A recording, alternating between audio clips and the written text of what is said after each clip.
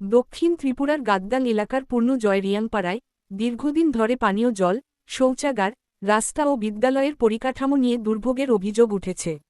স্থানীয়দের দাবি, বিদ্যালয়ে পর্যাপ্ত পানীয় জলের ব্যবস্থা নেই, দুর্বল শৌচাগার ও মাত্র একটি কক্ষে প্রথম থেকে পঞ্চম শ্রেণীর পড়াশোনা চলছে। দুজন শিক্ষকই শিক্ষার্থীদের পাঠদান করছেন বলে জানা গেছে। একই সঙ্গে গ্রামের বেহাল রাস্তায় ছাত্রছাত্রী ও অসুস্থ রোগীদের যাতায়াতেও চরম সমস্যা হচ্ছে। বিদ্যালয়ের জন্য জমিদাতা নন্দলাল ত্রিপুরা দ্রুত সমস্যাগুলির সমাধানের দাবি জানিয়েছেন। বিধায়ক প্রমোদ রিয়াং ও প্রশাসনের হস্তক্ষেপের পাশাপাশি মুখ্যমন্ত্রীর কাছেও দ্রুত পদক্ষেপের আবেদন জানিয়েছেন এলাকাবাসী।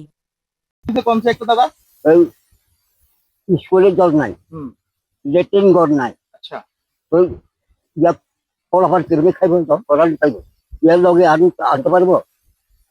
আপনারও চিন্তা করেন কতদিন পর্যন্ত এই অবস্থা? বলছি 3-4 মাস উঠে হচ্ছে। এটা কারোর জানাইছেন না?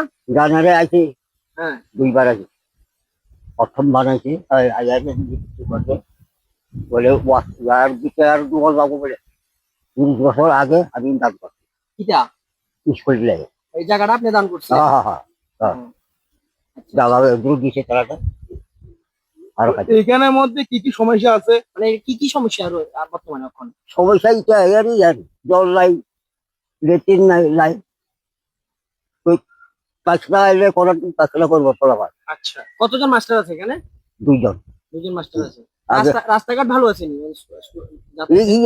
আমি কাছে দিছি বলে কি খারাপ রাস্তাঘাটও নাই না? না, আমি কাটি দিছি লেবার লইয়া।